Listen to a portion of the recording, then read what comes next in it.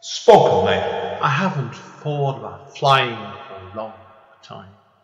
I haven't dreamed of that moment when I was alone above the clouds for a long time. I haven't dreamed of waking up in a room surrounded in blue and green grass for more years than I could dream of remembering. I haven't walked back into the past or scratched on the doors of my origins, where it all came from, since I held up that cape for the last time. Return to Cape Town 10th Year Anniversary Edition is a revised version of Andian's first poetry book. The book can be purchased from Amazon and it contains numerous additional material. Spoken Label. Hi, it's Andian from Spoken Label. Thank you today for streaming or downloading another episode of Spoken Label. Spoken Label was originally set up on beginning of 2016 and as of speaking has currently nearly 300 sessions. The full archive is available on Spoken Label bandcamp.com. Although it is available for free for stream and download if you wish, I am always grateful for any sort of kind of donation to enable me to keep the running costs of this podcast going. And enjoy. Take care. Bye bye. Spoken Label. Hi guys, Andy N, Spoken Label, back in the house. Fourth team Zoom meeting in a day and a half. I'll tell Christine, who I'm chatting to in a minute, what I was up to afterwards. It's just been one of those weekends. So I've got a wonderful lady with me today. Now, we were due to chat another day, actually, but we had to swap things around a little bit for various reasons. And it's great when you chat to people for the first time on Spoken Label, you can get really surprised sometimes when I've got a lady called Christine Stoddard with me. I hope I pronounced that right now, Christine. But anyway, I first came across her work fairly recently on Eat the Storm's podcast run by the lovely Damien, and I was blown away with her work. And I dropped her a message, and we've got these books in today. Now, what I didn't realise is how much of a projects Christine's got on the go. So, anyone's wondering today, is it going to be a straight poetry podcast? No. So, Christine, obviously, but let you get a word in. Tell people, obviously, first of all, a little bit about yourself and where did all your creativity originally come from? Yeah, sure. Thanks so much for having me. So really, I've been making various kinds of art and creative projects since I was a kid. My father is an American documentary filmmaker, and my mother is a Salvadoran housewife who's extremely creative. So growing up, I would watch all kinds of films with my parents. We'd go to the different museums in Washington, D.C., all the Smithsonian institutions. We'd go to a bunch of festivals and university art shows, theater, all kinds of events, really. Because my mom was a new American, she was very excited about learning the various cultures that are represented here, and especially in an area like Washington, D.C. And because she was a housewife, and she had 3 kids, she had the time, or you could say she at least prioritized it, made it a priority to take us to all these different museums and libraries and festivals, etc. And I really have both of my parents to thank for that.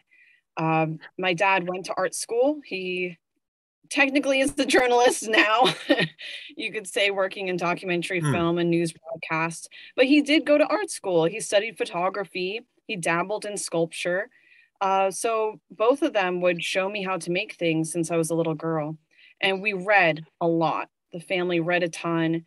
My paternal grandfather, Edward Stoddard, is a writer, or was a writer.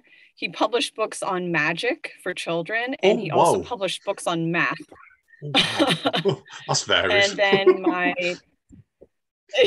quite varied. And then my paternal great-grandmother was a playwright and a painter.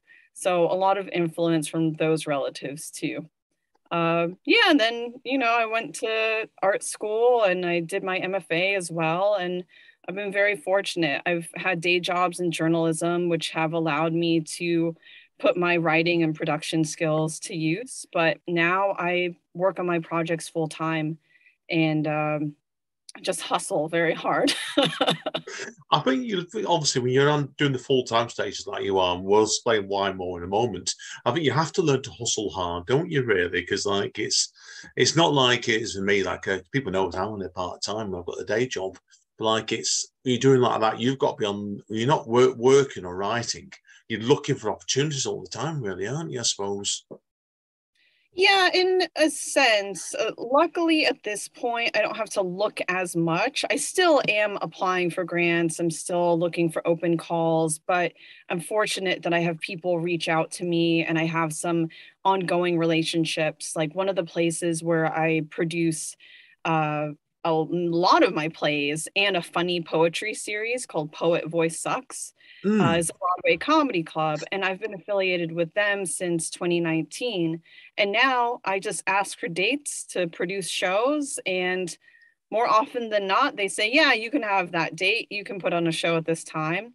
And there's a lot of business stuff I have to figure out to ensure that I profit from each show, but it is wonderful that I don't have to constantly think of new venues and contact new people and beg for space, because in New York, space, real estate is a huge commodity, and it's not a place where people are often so generous with space, because it's hard to be. You have to be very privileged to be generous with space here. Oh, completely. Now, I want to obviously talk about first of all what you're up to at the moment, first of all, because originally when I do a spoke label, it's about a 5 or 6 week gap, obviously, before the podcast comes out. But I know at the moment you've just gone into rehearsals yesterday, didn't you, for a play? You've got, pardon me, you've got on the go at the moment called My Favorite Sex Toy. So tell us about this play, first of all, then. Yeah, sure. So this is a part of a series of comedy plays that I do at the Broadway Comedy Club and the Greenwich Village Comedy Club. Some of them I do record and I put online at a later date. But My Favorite Sex Toy is about a conversation between a woman and her favorite sex toy, a vibrator. And it's an absurdist play. It's just over the top, but there's some serious topics that are discussed, like body positivity, sex positivity, relationships, romance, love, all sorts of things. But yeah, I would say an even bigger project that I'm working on is a play called Mi Abuela, Queen of Nightmares. And that's something that I have worked on in one way or another for 5 years. God. Whoa. Yeah. So that was first published as a chapbook of poems, these narrative poems by Semi Perfect Press in Philadelphia. And it's the same title, Mi Abuela, Queen of Nightmares. And people who read this chapbook said, this is just so narrative. I could imagine you turning this into a novel or a play. And at that point, I had been focusing so much on the written word that I wanted to bring something into a performance space. So I said, let me just rewrite this as a play. And I did. And then I started submitting it to competitions and had, of course, the usual heartache of waiting to hear back. Oh, there's a rejection. Waiting to hear back. Oh, there's a rejection. Oh, wow.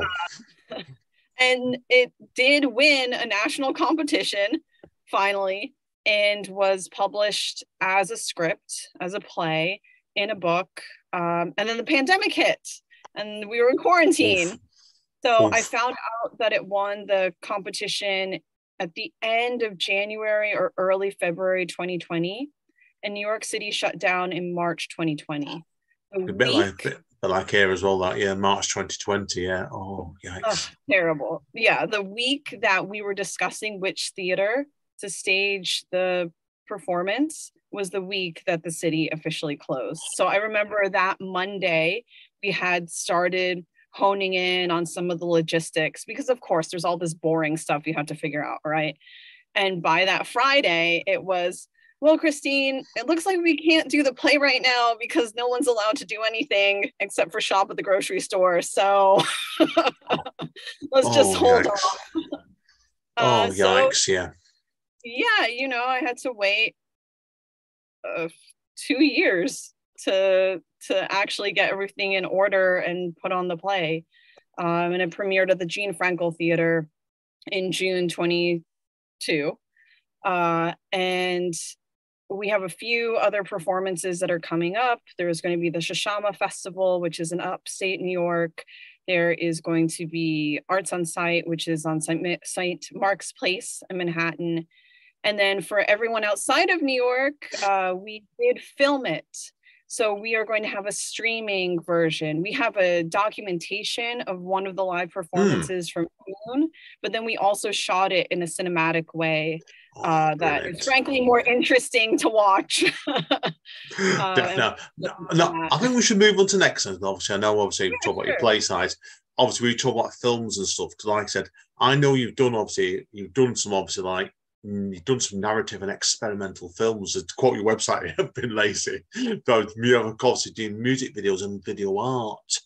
Tell us about that then next, obviously, because I can see you've done quite a bit in this at the moment, and certainly your website is referring to a short Brother and Bones currently in post-production, which I'm guessing may not be now, and other things as well. So, but tell us the difference to you then about when you're doing, obviously, your films to your plays then. Yeah, sure. So my first feature-length film was Sirena's Gallery, and that I shot in 2020. And it does have a very poetic style. It is an experimental film. It is art house. I love art house. And that's been picked up by Summerhill Entertainment here in the States, and we'll see where it ends up with distribution. It's screened a few places. It's next going to be screening at Cinema Village in New York. But it's about a woman who has recently lost her husband to suicide, and she has to figure out how to run the art gallery that they've been running all by herself. And it unfortunately is right around the time that the pandemic hits. So she has to also figure out all of the digital aspects of e-commerce, stuff that she's never thought about before while she's grieving. So I would say I'm very influenced by what one of my professors told us in undergrad, which was that writing a screenplay is more like writing poetry than it is writing fiction. Because you think about rhythm, you think about beats, you think about images. I guess it's one thing for a Hollywood blockbuster, that kind of filmmaking. I sometimes enjoy watching those films, I'm not going to lie, but making them, that's not so much my ambition. So I definitely take it to heart, this idea of writing as a poet when I'm approaching filmmaking and screenwriting. Yeah, I know a few people do film work like that, and there's various ways you can approach it. And what I've seen of your work, certainly, I can see the poet in you, no matter what you're doing, really. So that's why. So I think we should really talk about your poetry next, because this is great. Because like you're leading into everything I can ask you about. I'm like, if people want to review your work, obviously, like I said before, you've been involved in numerous books, chapbooks, and zines. And there's also drama and fiction collections knocking around as well. There's numerous ones people can look on here as well. So I'm just going to encourage people to obviously go and look at your work, obviously. Now, tell us, obviously, before we go into that, about I know you're involved in, and I don't know if it's still active, actually, is it Quail Bell Press and Productions? Yes, Quail Bell Press and Productions. It is very active. So this is the umbrella that I use for all of my projects. So when I was first starting out, when I was a teenager, I would have a lot of other people publish or curate my work, and some of that still happens. But now I really, as much as possible, like to come up with a vision and see it through to the end. I might be partnering with another organization or an institution because that's how business works, right? But I like to, as much as possible, be the creative director behind each project. So with Quail Bell Press and Productions, our latest book is Lunar Phoenix. And this is an anthology of Black voices that was guest edited by 3 editors, Tanisha White, Lana C. Marilyn, and Lachelle Johnson. Lana C. Marilyn was just in the documentary Poetry New York, which was directed by Patrick Pfizer and recently premiered a few different places, Chain Film Festival, Trenton Film Festival. He's based in Barcelona. He's not based in New York. He just was fascinated by the New York City poetry scene and came out here for, I think, a week and shot a bunch of interviews with different New York City poets. But Lunar Phoenix is available now. If you go to Quail Bell, Quail like the little bird and Bell like the object you ring.com, there you can look at our various projects, books, films, plays, etc., and how to buy them, where to see them, tickets, all that. Brilliant. Yeah, as I said before, you've done numerous works, and I could spend, we were joking towards before, Christine, before we came online. Basically, I could probably spend about a day chatting to you. You went for everything, but people check it out. It's incredible. Now, obviously, there's a few things I want to touch on later. I want to give you specific time to read out some of your work for us today anyway. But obviously, there's a couple of things to wrap up on. But I know, obviously, you've done some work recently, haven't you, over at Bushwick Open Studios this weekend just gone, as well as doing play rehearsals. So obviously, before I ask you what is sleep, I wonder.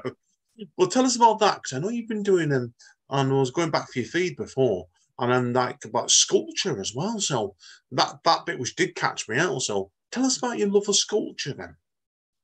Yeah, sure. So as I mentioned before, my father is a documentary filmmaker, but he went to art school and he concentrated on photography, but his secondary studies were all in sculpture. So when I was a little kid, he would just pick up stuff on the street. One of his favorite sculptors is Louise Nevelson, and she's an artist who is known for gathering what a lot of people would call junk. She would street comb through New York City in the 1970s, back when it was bankrupt and there was a lot of abandoned this and that, and put together these found object sculptures and spray paint them so that they were monochromatic. She has a lot of, to me, some of the most fascinating ones are these black sculptures. I don't know if there's a series for them, but my dad would make a lot of that kind of work, like found object work. And then my mom, because she grew up in a very poor country and during the Civil War, was also very fascinated by trash and garbage. So I would take after both of them, because they would show me, like, look at what you can do with bottle caps. Look at what you can do with this cardboard. People just toss it. And I'd put together these tiny little puppets, tiny little sculptures, little doll houses, whatever. And in one way or another, I still do that today. And some of the trash projects are a lot more ambitious. And I do work with some traditional materials. I've done a lot of ceramic sculpture, for instance, not so much recently, because like a lot of artists here in New York City, finding access that we had before the pandemic to a lot of the facilities at this point is still hard. I can't fit a kiln inside of my New York City apartment. But I love that sculpture forces you to think in the round. You have to think about something in 3 dimensions. You want someone to be able to walk around whatever you're making. Whereas with a painting, you might have small sculptural elements that protrude from it, but it really is a 2D experience. Yeah. So sculpture forces you to think about space. And that appeals to the poet in me. And I would say that's how I identify first and foremost, is as a poet and with poetry. It appeals to the poet in me because I like thinking about images and the environment, any kind of environment, not just nature. And what it feels like to be in a place and how to describe it. But of course, as we know, as writers, it can be hard to put things to words sometimes. And that's one of the things I find freeing about working with visuals is I have a chance to express myself in a way that I might have trouble with in poetry. Or I just get to do something new. I get completely with it. That's why it's like, I want to touch on last week if I ask you what plans you've got next, and that bit will probably take half an hour anyway. But explain to me, obviously, like, because I'm an artist that dabbles in various mediums, but like it's And I never cease to confuse. I always confuse people. And I tell them I do. Say I do like ambient music, podcasting, writing, and other bits and pieces. I do editing for people as well. Like it's like people ask me sometimes, how do you manage to balance doing 4 different mediums like that? I'm at the same place you really like. Do you find it easy just to switch from one thing to another all the time? Yeah, I don't like the term conceptual artist because some of the connotations associated with it, but I think that's what I am. I'm an interdisciplinary artist, that I'm attracted to different kinds of media depending on my idea, depending on the story. Uh, I don't really find it so difficult to switch from one thing to another because I'm first attracted to what it is I'm trying to say or trying to express. And then I choose my medium based on that. Yeah, same for me as well. Get you completely. I think as well, like I always believe when you've managed to master one medium, the second one, like, is, I think in your case, probably 10. It's like you can move from one to another, can't you? And it's like, I think a lot of it is just training your brain really to accept things and respect to your family with this one, because your family brought you up with, like, what I can see, to embrace all kinds of mediums and not be afraid to constantly try other things all the time. Yeah, no, again, I do definitely credit my family, and not just for exposing me to different media, but also exposing me to ideas of sharing and collaboration, Yeah, and shows. not imposing so much of a hierarchy. That's one of the challenges and I would say disappointments of Western society, is that art and literature are seen as very much these hierarchical kind of things, like you have to study in this formal way and you have to read this canon and go to these museums, and you only have like street cred, like the artistic version of it, if you're affiliated with certain schools and institutions. And um, that's something I've always loved about my mom's culture, is that art is more folkloric and it is for everybody, and it's not something that has to be professionalized. People just paint and they sing, they do whatever they want creatively because it gives them joy. Yeah, no, I agree with you completely with that. Now, I want to wrap up this point here, Christine. So, outside for we've been hinting before, like we've been a lot of things. I always like to ask people what plans do you have coming up next? Now, you were telling me off mic before, and I think we should touch on this first. Really, is like I know you're running a podcast at one point that you're looking at bringing back, aren't you?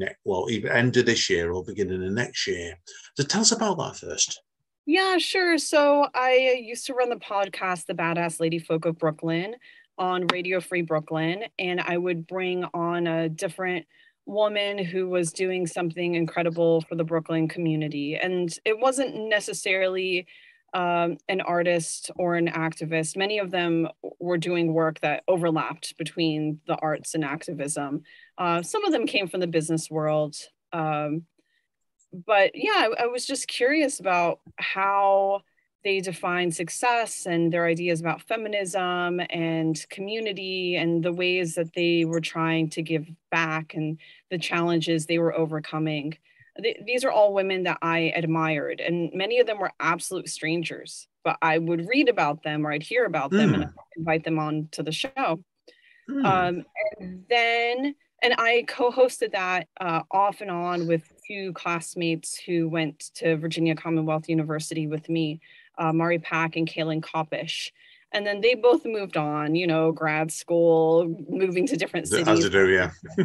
Yeah, so I hit pause on that. And then I brought it back during the pandemic for almost a year. And then I had some of my own life changes. And then I had also been struggling with what to do with the podcast and how to integrate it into some of the other things that I'm doing. And I've had a lot of success and joy in doing live events. And I am lucky to have a home at the Broadway Comedy Club and the Greenwich Village Comedy Club right now. So, and have for the past couple of years, even with the pandemic, doing doing various virtual stuff, but I am going to have a live recording with a panel discussion of some incredible women, December 4th of this year. And I'm going to, edit the discussion a little bit, but for the most part, what we record in person is what people will be able to hear online. And then the plan is to do that every month with a panel of 5 or 6 different women or non-binary folks, and have them, again, like discuss art, activism, identity, feminism. I'm going to have a different topic each time that's a little bit more specific. But I do want to bring women from different fields. I have a tendency to work with other artists just in my life. It makes sense, right? And to a lesser extent, journalists. But I want to bring more women from the business world and the nonprofit world into what I do. And I think the Badass Lady Folk is a perfect opportunity for that. And I agree with you completely. I'm always a believer in, like, you're giving something back, aren't you? What you're doing here, like trying to help people out, and that's great. Good luck with it, definitely. So, do you have put any more books on the plans at the moment, or anything like that? Can always talk about your plays and stuff, haven't we? So, yeah. So we just released Lunar Phoenix through Quail Bell. As for my own books, I'm just sending everything out. I'm in manuscript mode. So I don't know what's going to get picked up next. At the beginning of the pandemic, my book, Heaven is a Photograph, was released by Clash Books. And that is a narrative, poetry and photography book that is about a young woman's experience with photography and how she moves from photojournalism to fine art photography and finds her voice as an artist. And, because of the pandemic, I never had a real book launch for that. I've had a couple of virtual events here and there and some interviews, but I would love for people to check out Heaven as a Photograph. No, good luck with it. Good luck with it, definitely. So wish you all the best of that, Christine. Now, obviously, we better wrap up this point now. So, obviously, if people want to find out more about you, where do you recommend they go? Definitely my website. I update. Oh, it's tremendous. It's tremendous. One of the most comprehensive websites I've come across. That. Thank you. It's worldofchristinestoddard.com, and Christine is with a CH and an E at the end, and Stoddard is STODDARD. Worldofchristinestoddard.com. That is the place, and you can find my links to everything else there. Oh, if people have got any website, it's worth going on it. You've got a section of bios you have, and these are incredible. It's like, I've known people to do this before now, but I've never seen it where you've got one part, haven't you, where it's a 49-word bio, a 94-word bio, a 196-word bio, and then like one that's a 341-word bio. They're all incredible. Thanks. I like to make it easy for journalists to copy and paste. That's what I've learned. You certainly do with that one. I know which one I'm going to go for straight away when it goes alongside your podcast, that's for sure. But anyway, Christine, okay, we'll wrap up point one. So, right, hang around, everybody, because Christine's, I said for you, she's an amazing poet, and she's going to read some pieces in the second half. So, thank you again, Christine, and we'll see you all in 2 shakes of the dice. Spoken Label. Hi guys, yes, still here with the fantastic Christine. I'm now going to shut up and go straight over to Christine, and she's going to read out a selection of the pieces. Now, these are all from the same collection, Christine, aren't they? Did you say before? Yes. So obviously, make sure people are aware of what the collection's called. Well, that's fine, me. Over to you, my friend. All right, sure. Thank you. So I'll be reading a few poems from my book, Desert Fox by the Sea. And this is available a couple different places, not as many as it used to be because it's now out of print, but you can find it in a few different libraries. It was originally published by Hoot and Waddle. Hoot, like what an owl says or does. And, the pandemic took out another small press. I do have copies as well, a few left. So if you want to email me at my last name my first name stoddard.christine@gmail.com, I am happy to coordinate with you about that. But the first poem I'll be reading is Jaguar in the Cotton Field. 1 month after my mother's mother was raped with a knife, she crawled into the coffin that was her kitchen, drenched herself in kerosene, and lit her flesh on fire. Like the man in the park where the saguaros grow, the flames made my grandmother pray for death. But death was the jaguar in the cotton field that fate forbade her from catching. Fate eventually exercised mercy when she died in the hospital 1 week later, with the spotted pelt in her hands at last. Though I never knew her, I visit her grave every Sunday to pay homage to a woman's pain, to the ever-shrinking smallness she felt in the world, to the smallness I myself know. Oh, that's really, really touching, that one, straight away with that there, because I think you've touched on a lot of topics that really, and it's really, really emotive piece. And obviously, what was clearly an amazing lady as well. So that one's so fantastic. Okie dokie, right. We'll let you move straight on to point number 2. Yes, also from Desert Fox by the Sea, and this is Requiem for a Twin. A pall has been cast over your layette. I sit on the edge of the bathtub, naked. The double stroller must go up in flames. I rub my globular belly, wishing I had a map to find you. Burn half the blankets, the bibs, the binkies. When the ultrasound revealed not 1, but 2, I cried. Twice the bundle, twice the joy. Always 2 armfuls of fat rolls, gurgles, and heartbeats. The nursery became a shrine to the unborn as I bought, unpacked, piled, and arranged. Meanwhile, I grew and stretched and ached. Then your heart stopped, and my aches multiplied. They said your sister lived, but you had vanished. A fairly common chromosomal syndrome. Though my body may have absorbed you, I have not absorbed my grief. Every night I bathe, almost a dehydration. When your sister comes into this world, the loss of you will be final, my child. Wow. Good grief. I'm speechless. You really get me saying that. I'm speechless there. So, wow.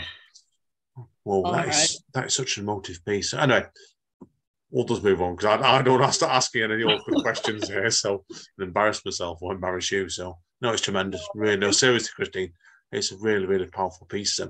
Tell us about the themes in this collection, then, before we carry on, because obviously. Yeah, sure. So, I would say the themes in this collection are women-driven narratives, things that tend to be experienced by women, but not necessarily discussed openly, like intergenerational trauma, some of the pain that's passed down from grandmother to mother to daughter, a lot of things related to the body, different sexual experiences, pregnancy, motherhood, all the different things that can happen in early motherhood. Shame. There's a lot about shame in the collection. There's some funny moments too. You know, it's not all gloomy. Like I have one piece that's a little bit too long for here, I'd say, that's about having sex for the first time, and yeah, just in general, different kinds of women's stories. And there tends to be, because of my cultural background, some of the pieces are bilingual, English, Spanish, and there's a Latin influence. And then there's a little bit about Southern or US Southern influences, because I am from Virginia and I lived in Richmond, the capital of the Confederacy during the Civil War. And then there's a lot of New York-y stuff because my dad's a New Yorker and that's where I've lived for much of my adult life now. Yeah, get it completely. Now, also, before we carry on to the collections of, I want to hear at least those two pieces on this before we finish today. But tell us a very, very briefly, because I don't obviously I'm conscious for you and time here, is like, obviously, so for you writing, there's bilingual poems in that. How does it compare, right? Because I've done Russian translations before now, and I'm attempted to write in Russian as well, but that's a story for another day. But how does it compare writing in other languages for yourself? Say, you're doing your Spanish and your English. Yeah, so I will write Spanglish poems. I don't ever really write poems that are all in Spanish. English is definitely my first and preferred language, but Spanish has been a part of my life, part of my background, part of, it's my mom's native language. So it's something that I've always been around. So I'll use it for texture. I'll use it depending on what characters might be speaking in a poem, if there's dialogue. It really just depends. It's like choosing a color for a painting. Sometimes you just feel it. And sometimes it feels like a line or a word should be in Spanish, not in English. So I'll throw it in there. Yeah, no, it makes sense. Agree with completely. So, and I said it does make sense. I think when you use language like you do, it can make things interesting sometimes if you do it like what you're doing. No, definite. Right. Anyway, I'm going to shut up now because I want you to read at least another two pieces for us. So, all right, sure. Over to you, Christine, again. Thank you. This is also from Desert Fox by the Sea, and it's Thoughts on a Winter Morning Walk Through Manhattan by Myself as a Woman. Today, I put on the old brown boots that finally gave out. And there's not a shoe shop anywhere in the city open at this hour. I'll stop in here to dry off, warm up. Wow, this deli looks and smells like it really has been around since 1976. So this is where the cops eat. At least it's cheap. Oh, and fast. There's my greasy panini, Western omelet with cheese. There could have been a better way to start this morning than switching megabuses in a snowy Elizabethtown parking lot at 4 a.m. Why do I put myself in bizarre, uncomfortable, lonely situations when traveling? At least I got my panini now. I love it when the cleaning guy mops while you're eating. Whoa, how can anyone drink coffee this hot? Nobody ever believes I want black coffee either. Not a little sugar? No, or I would have asked. Women with little girl voices can like black coffee too, you know. Great, hair and skin infomercials, just what I need when I look like a drenched rat. Look away from the perfect pores. A sign on the wall says, CPR kit located at manager's desk. What? By the time you read that, it'll probably be too late. Okay, that was good. I'm out of here. Why does New York have so many creepy basements? Hey, is that shop open? Yes, please, and thank you. The comfiest shoes in the world are waterproof work boots, men's, round toe, dorktastic, but guaranteed to keep your feet from getting soggy. The best $40 I ever spent. Now, where the heck is the subway? Maybe I'll just wander until I find it. That man coming toward me is definitely going to rape me. I knew this wasn't going to be my day, but hey, if you can survive here, you can survive anywhere. Oh, fantastic. That it makes me think a lot of Manchester, where I am, because there's so much going on in Manchester in a different way to what New York is, what you are. And one of my best friends actually is from New York, and I'm actually going to be playing this podcast to him later on, definitely. So, and it'll make him nostalgic. It really brought your life and your city to life. Then really it did in that one. So, parts of, do you find you write that piece? Parts that are very humorous as well, really, weren't they? So. Yeah, no, I like to bring in humor too. You know, I was mentioning earlier in the first part about this poetry series I co-host called Poet Voice Sucks at the Broadway Comedy Club. I think humor definitely has a place in poetry. It just, again, it depends on what you're going to choose for a texture, for a moment, for your tone, whatever it is you're trying to convey. Yeah, no, straight away with that, it's absolutely superb. Really, really good example. And it was a nice counterbalance to your first two pieces in this session as well, so that's fantastic. Right, I said before, I want you to get at least 4 down for us. So we'll have a concluding piece of, Christine, I think definitely so. Okay, great. This is called Origin of a Mermaid, and it's also from Desert Fox by the Sea.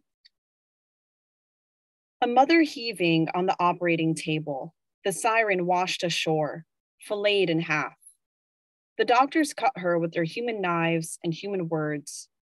She flows and flows, her siren blood, her siren flesh. She hears the ocean as she pushes, as she grits her shark-like teeth. In her fever dream, she imagines it is raining pearls. When will her minnows swim into this world? The air thickens with a sea breeze the longer she labors. Gulls cry, whales moan, crabs stir the sand up into song. All manner of marine life beckon this small creature onto land. The shore may seem perilous for a mermaid, but the water promises no refuge. Half woman, half fish, she belongs and does not belong wherever she ventures. The little mermaid finally emerges from her mother's womb, hesitantly, as much as she might emerge from coral forests in coming months, wary of prowling squids and scuba men with spears. The mother mermaid cradles her newborn and serenades her with that voice sailors know and love and fear. Welcome to the world, little mermaid. Learn to swim fast. Learn to question fast. Do not startle fast. Do not trust fast. You can control no one but yourself, and the moon controls us all.